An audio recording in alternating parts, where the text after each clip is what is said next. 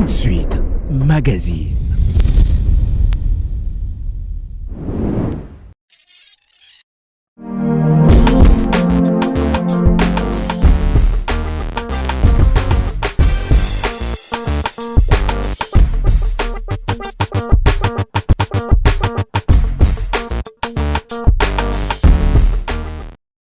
En prétendant sauver la femme de l'esclavage et de la maternité, l'avortement lui impose une autre forme, l'esclavage, sa culpabilité.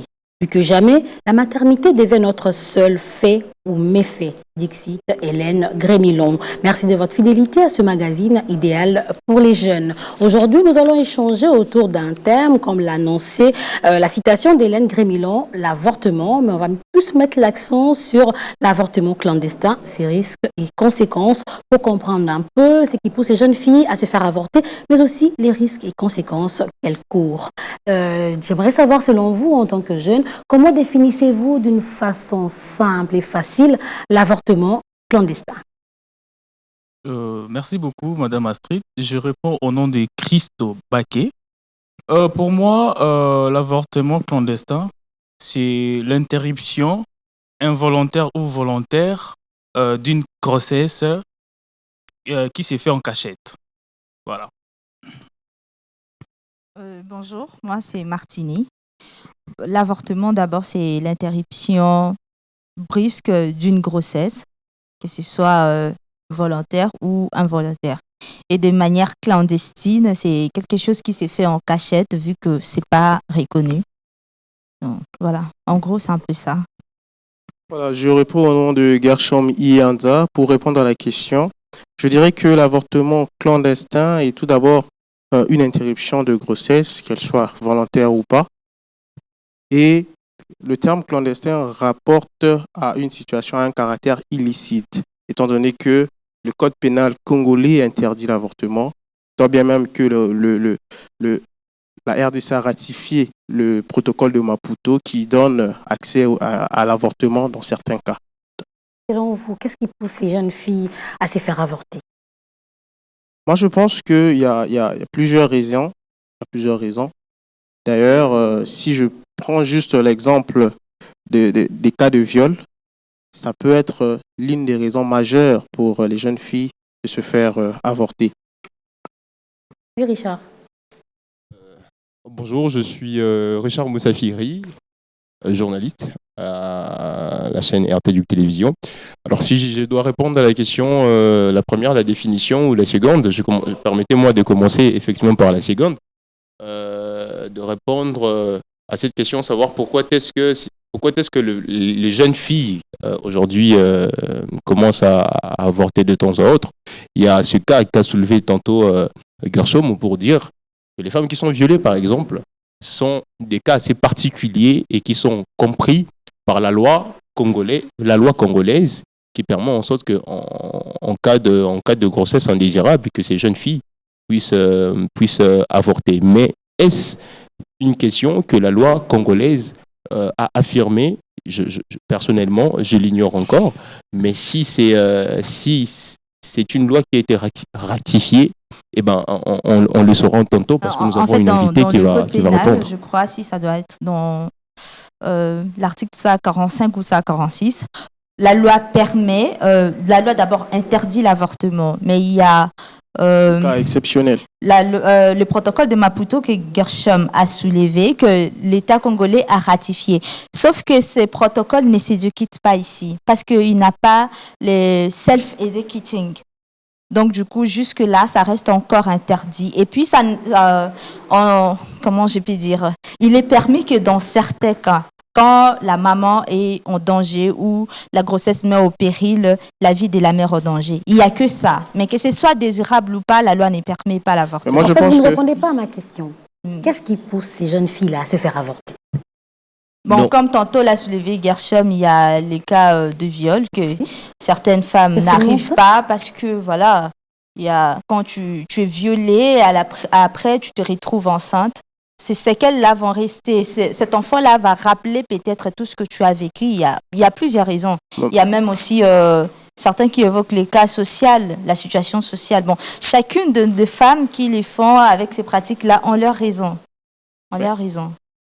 Au-delà du viol, j'aimerais ajouter ici la pesanteur sociale, comme a évoqué Martini.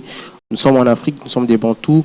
Il est difficile de comprendre une femme qui n'est pas mariée avoir une grossesse, surtout que si c'était une relation non officielle. Et je pense que au-delà de ça, il y a également d'autres soubassements qui peuvent attester l'avortement auprès des femmes. Je voudrais un peu intervenir pour ne pas perdre le fil d'idée. Moi, c'est M. Théo Demosen Kaloubi. Je suis journaliste à Éduc TV et enseignant. Je souhaite intervenir parce que j'ai suivi les co-débatteurs avec moi en train d'évoquer la loi.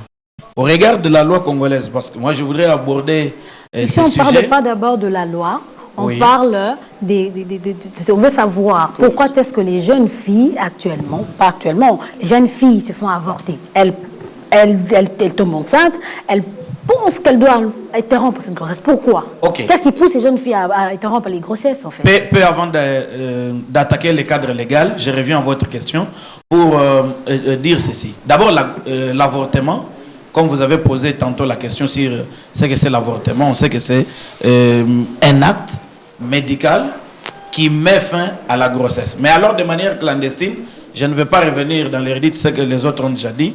Les jeunes filles le font pourquoi? D'abord, la grossesse, c'est un acte, c'est tout ce qui arrive de manière désirée. Mais lorsque la grossesse devient indésirable, c'est-à-dire quoi? La fille était dans une relation clandestine, dans une relation non officielle, dans une relation à laquelle elle ne s'attendait pas tomber enceinte.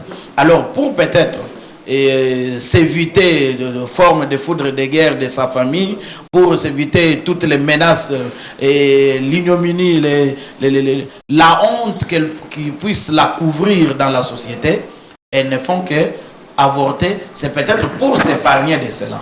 Et les autres ont déjà évoqué les cas de pesanteur sociale. Les parents n'ont pas de moyens. Il n'y a personne qui se porte garant de la grossesse que puis-je faire en ce moment. Donc, la seule solution qui va se présenter ne sera que avorter pour s'épargner de cela.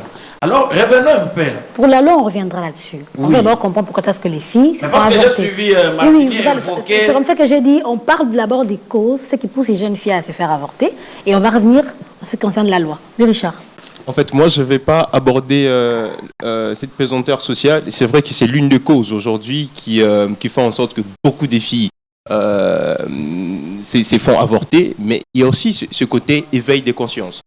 Vous savez, il y a beaucoup, nous sommes en plein 21e siècle, les relations vont de gauche à droite, même des adolescents vont dans une relation assez dangereuse et ils ne savent pas les dangers qui courent lorsque deux personnes qui sont à l'âge de reproduction se mettent ensemble. Et en ces moments-là, lorsque ces jeunes qui sont adolescents ou pas se mettent dans une relation et vont plus loin à des accroches sexuelles, tombent finalement dans cette situation où la femme est enceinte au final. Et il y a aussi ce côté où ces femmes comprennent finalement que ces grossesses est indésirable. Il y a aussi une pesanteur qui est religieuse. Il y a aussi une pesanteur qui va au-delà de la société. C'est aussi une pesanteur, on va dire plutôt forcément économique, où on se sent dans la mesure où on ne sait pas prendre en charge l'enfant, on ne sait pas acheter les laits, on ne sait pas faire tout ça. Et qu'est-ce qu'on fait? La solution la plus simple pour se protéger la jeune fille et protéger les jeunes garçons qui lui aussi s'est embrouillé ou bien qui est dans une situation très irresponsable. La seule manière de se sauver finalement, c'est d'avorter. Donc il y a plusieurs cas dans ces sens. Y a-t-il pas un autre moyen pour éviter les grossesses, surtout pour les jeunes filles? Eh bien, la seule moyen, c'est de ne pas se livrer à des actes sexuels. Et pas forcément. Il y a plusieurs moyens. La protection aujourd'hui, pour moi, je pense que c'est pas une manière très nécessaire pour se protéger de la grossesse. La protection aujourd'hui, on va vous parler, permettez-moi d'employer les mots qu'il faut à la place qu'il faut. On va vous parler de mettre les condoms, par exemple, pour se protéger et éviter les grossesses après. Mais il y a certaines personnes qui oublient que les condoms ont des qualités. Il y a des condoms où vous achetez à 500 francs pendant l'acte sexuel, ça se déchire.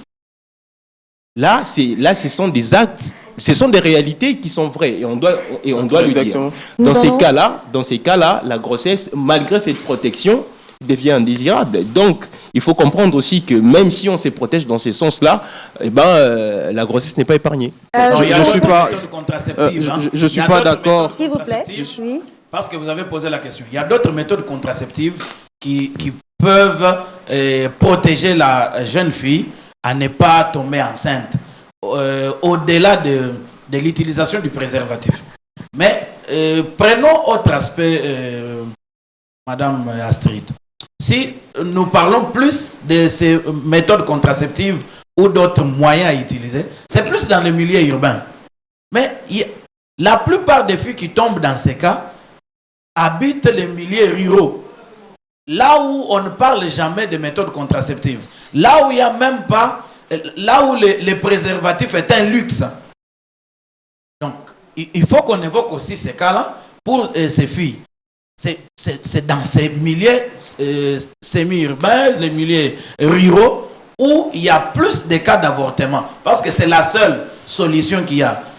La fille va utiliser le breuvage, va utiliser n'importe quelle autre décoction, de sorte qu'elle puisse se débarrasser du fœtus. Avant de continuer le débat, nous allons suivre la vidéo. Vous avez parlé des contraceptifs.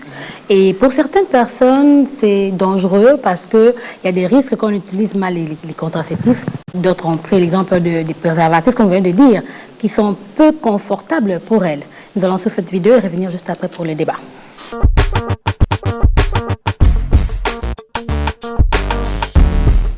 Qui dit que les préservatifs ça rend stérile. Il y a entre nous-mêmes les jeunes. On se dit que toi ça fait mouvement préservatif. Non, t'es pas dans le gawa. Si tous ces garçons a dit qu'il a utilisé préservatif, il dit mon frère, toi là t'es trop efféminé. Tu es préservatif, zongo. Il faut commencer à se moquer. Donc prochainement, toi, tu t'as puis tu dis, mes amis, il ne faut pas être préservatif. Moi, je fais préservatif, c'est pourquoi. Une réaction. Une réaction, s'il vous plaît.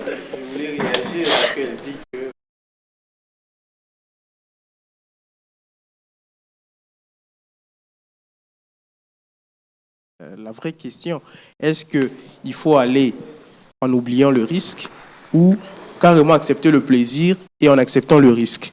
Ça, en tout cas pour moi, il faut faire la part des choses. Bon. Alors, moi, j'ai réagi par rapport à ce que je viens de suivre. Je voulais même l'évoquer avant qu'on suive ces jeunes filles. Vous voyez, les coïts, parce que nous devons parler en des termes clairs, les coïts a pour objet d'abord, sur le plan cognitif, le coït a pour objet de donner un certain plaisir. Alors, entre nous jeunes, soit dit, il y a plusieurs termes qu'on emploie, comme quoi, bonbon balia na sachete. Donc, il faut, quand vous utilisez les préservatifs, c'est comme si le coït perdait son plaisir, ainsi de suite. Au-delà de ça, il y a des superstitions. Comme quoi, quand vous utilisez les contraceptifs, quand vous utilisez les préservatifs, vous serez sujet à la stérilité. Donc, il y a plusieurs conséquences qu'on est en train de se faire en tête. Mais, au fur et à mesure que nous avançons, nous devons montrer qu'il n'y a rien comme conséquence là-bas. Mais au contraire, lorsqu'on n'utilise pas les préservatifs ou d'autres méthodes contraceptives à utiliser, on tombe victime non seulement de grossesse, il y a aussi des maladies sexuellement transmissibles ou des infections qui nous attendent. Et on doit aussi voir, parce que nous parlons des risques et des conséquences. Il y a les risques sur le plan sanitaire. Nous aurons des maladies. Nous serons sujets à la mort. Il y a aussi des conséquences sur le plan juridique. Ce que nous allons évoquer tantôt, la loi va nous frapper si jamais on n'est pas... Avant de prendre la réaction du médecin... Moi, c'est Michel Kangova, je suis journaliste à EDIC TV. Et moi, je dirais ceci. D'ailleurs, la vidéo vient juste d'appuyer les explications données sur ce plateau. C'est que les jeunes filles d'aujourd'hui trouvent des fois les préservatifs bizarres. D'ailleurs, d'après les témoignages de la fille. Et ils trouvent ça bizarre. Elles pensent que utiliser les préservatifs, c'est Donc, elles ne vont pas faire les rapports sexuels, donc elles ne vont pas sentir ce qu'il faut quand on fait les rapports sexuels sans préservatif. C'est ça, en fait, mon intervention, puisque les amis ont presque tout épuisé. Docteur Louis, on a évoqué, on a commencé par parler des avortements clandestins. Est-ce que, avant de parler de contraceptifs, j'aimerais savoir, une femme, une fille peut se faire avorter combien de fois par an?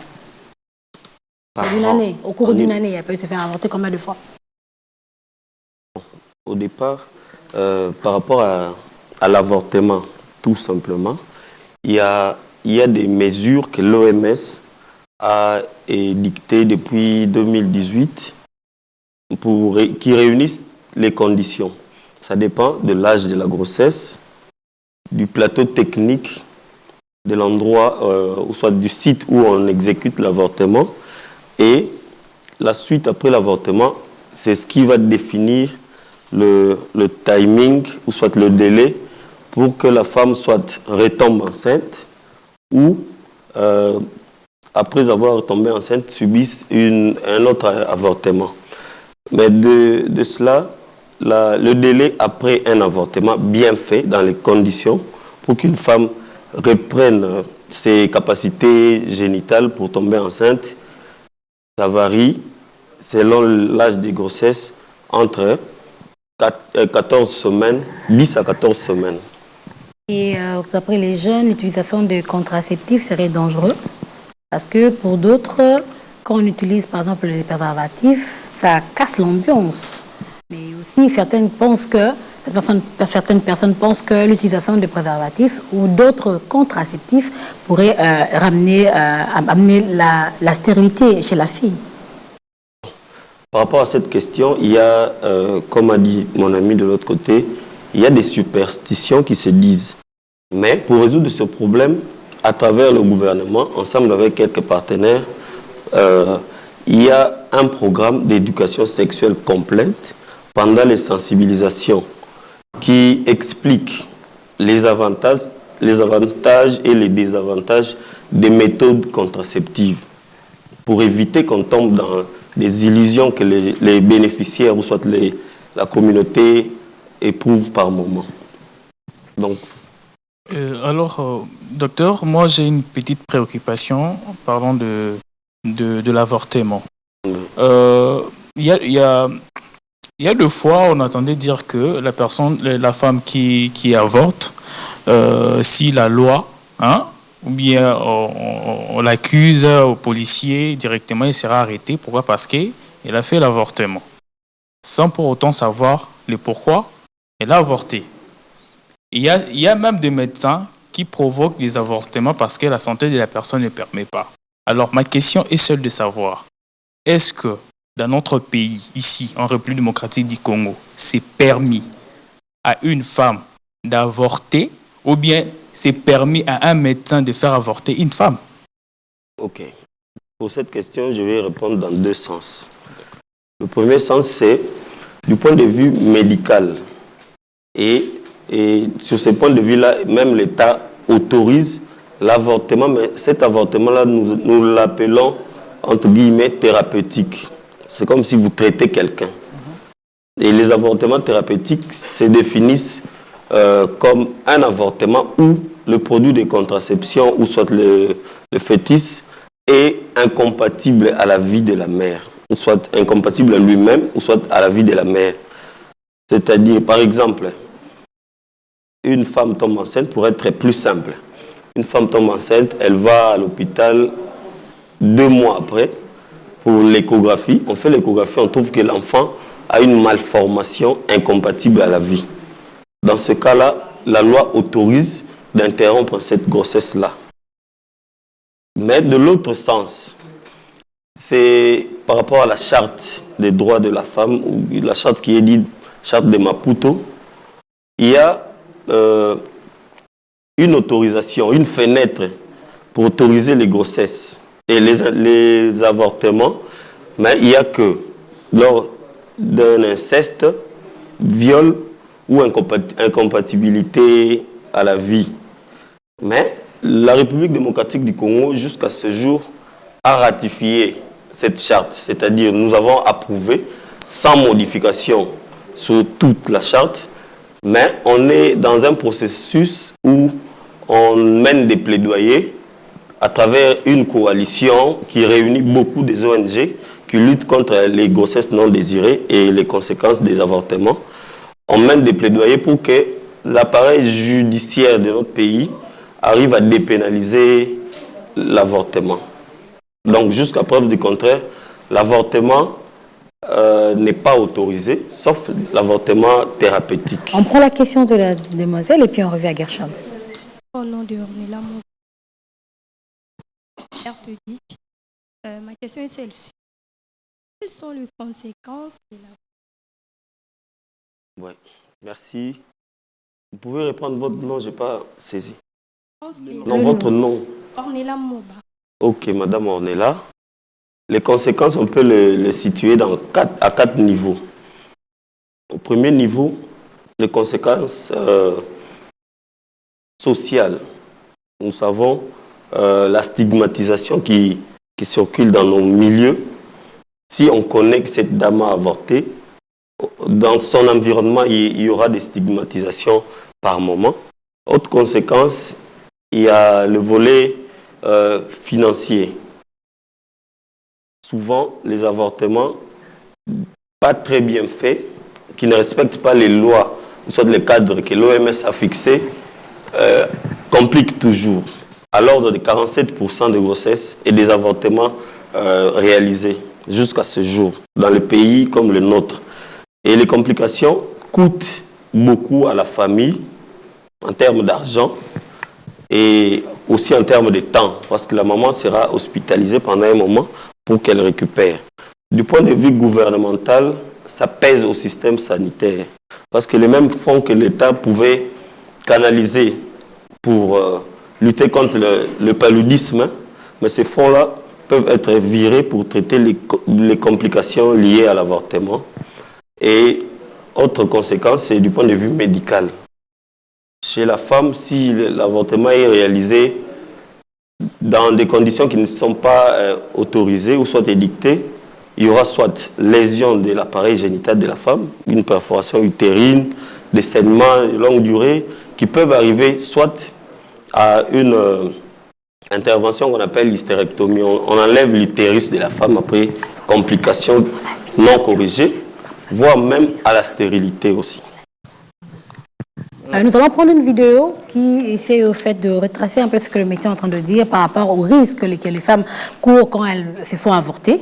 Il y a une dame qui s'est fait avorter, qui est à Kinshasa, qui habite Ngalema, qui parle un peu d'elle par rapport à cette situation. Prenons la deuxième vidéo, nous reviendrons juste après. C'est dans ce quartier de la commune de Ngaliema, à l'ouest de Kinshasa, que vit Moseka. Bonjour. La trentaine passée, elle vit toujours dans la maison familiale et attend désespérément un mari. Ses prétendants ont tous rompu après avoir appris ses difficultés à concevoir. À 24 ans, elle a subi un avortement clandestin. Ses trompes ont été endommagées. Un souvenir douloureux. J'étais enceinte de 3 mois et demi quand mon mari a été subitement tué. Et c'était trop difficile pour moi de supporter la grossesse, le bébé. C'est pourquoi j'ai avalé des médicaments pour mettre un terme à ma grossesse. Depuis que j'ai pratiqué cet avortement, j'ai constaté que je ne tombe plus enceinte. Le médecin m'a demandé d'aller faire une échographie pour savoir ce qui ne va pas. Mais je n'ai pas pu, faute d'argent. Le cas de Moseka n'est pas isolé. Alors une ONG locale veille à ce que les jeunes filles qui ont recours à cette pratique interdite soient suivies médicalement. Si Jeunesse savait, mise sur la sensibilisation des professionnels de santé, mais aussi la formation d'acteurs de la société civile pour accompagner ces jeunes filles largement stigmatisées. La stigmatisation dont nous parlons ici, c'est tout ça. C'est entre autres la peur d'être repérée parce qu'elle fait la pratique d'une manière clandestine. Ça veut dire qu'elle ne veut pas que le gouvernement sache, ni encore que le voisin ou quelqu'un sache, sinon elle sera traduite en justice. La RDC, c'est un pays qui a plus de 80% des croyants qui, dans leurs croyances religieuses, empêchent l'avortement. En dehors des cas de viol, d'inceste ou encore si la santé de la mère et du fœtus est en danger, l'avortement est passible d'une peine allant de 5 à 6 ans de prison en République démocratique du Congo. Un reportage tiré de TV5 Monde, juste pour nous aider à mieux comprendre les risques que les femmes courent quand elles pratiquent ces avortements clandestins. Et dites-nous un peu, est-ce qu'il y a une prise en charge exigée après l'avortement? D'ailleurs, nous, à l'ABEF, nous travaillons en consortium avec plusieurs ONG sur cette thématique. On commence d'abord par la sensibilisation, informer à la population qu'il existe des soins complets d'avortement, mais avec des préalables. Il y a des limites. Comme je l'ai dit tantôt, en cas d'incompatibilité, malformation et autres, il y a autorisation de pratiquer l'avortement dans les conditions édictées par l'OMS. Et ces soins complets d'avortement va de l'anamnèse jusqu'après l'avortement. Donc après avoir évacué, il y a des actes médicaux qu'on donne, soit si l'utérus de la dame continue à saigner quelques jours après l'avortement, on donne des utérotoniques pour éviter que ça saigne pendant longtemps. Il y a des antibiotiques pour lutter contre les infections et aussi contre la douleur. Il y a des échographies qu'on peut faire sur rendez-vous du prestataire de soins pour voir l'état de l'appareil génital de la femme après cet avortement. Moi, j'ai une question comme ça, s'il vous plaît. Moi, j'ai une question, en fait. Le code pénal congolais interdit l'avortement, mais le code de déontologie des médecins l'admet. Mais comment est-ce que vous, en tant que praticien, vous êtes partagé entre l'interdit au terme de la loi et la déontologie? Souvent, chez nous, vu que la culture congolaise évite déjà de parler de ça au vu et au su de tout le monde, on est arrivé à un stade où, dans les structures sanitaires, on accueille les femmes qui ont déjà commencé l'avortement à domicile ou ailleurs, avec des breuvages ou des décoctions, ou soit des comprimés. Et elles viennent à un stade où ça commence à compliquer. Et le médecin, en ce moment-là, vu que la dame est entre la vie ou la mort, va pratiquer des méthodes pour sauver cette dame-là. Et dans ce sens-là, ça devient un avortement thérapeutique. Parce que le médecin ne consulte pas et dit à la femme que tu es venu ici pour l'avortement, on pratique l'avortement. C'est pas ça. Un message pour les jeunes. Nous allons revenir sur on reviendra avec ce même sujet, parce qu'il y a encore plein de questions, mais vu le temps, nous devons nous arrêter là. Donc, un message par rapport aux jeunes qui nous suivent aujourd'hui, par rapport à cette thématique, l'avortement clandestin. Ok, un message à tous les jeunes et par ricochet à toute la communauté, parce que les jeunes doivent être accompagnés dans la prise de décision de beaucoup de choses par la communauté. C'est-à-dire, il faut que la sensibilisation qui continue à passer tout le temps à travers des ONG locales, voire même internationales, et des coalitions de lutte contre les grossesses non désirables, il faut continuer à suivre les recommandations qui sont données dans les sensibilisations et à comprendre très bien l'éducation sexuelle intégrée qui prépare la jeunesse à admettre ou soit à accepter de la vie du point de vue sexuel et avoir un comportement sain pour éviter de tomber dans la grossesse non désirée et puis arriver à l'avortement clandestin avec toutes ses complications jusqu'au décès. Magister Dixit, donc je n'ai plus rien à ajouter et je vous demanderai de continuer à aimer et à continuer à suivre cette émission. Vous avez des propositions, des sujets, des thématiques concernant les jeunes, n'hésitez pas à nous écrire, à nous contacter. Et même si vous voulez participer, appelez-nous à ce numéro affiché au bas de vos écrans. Je vous dis merci et à très bientôt. Au revoir.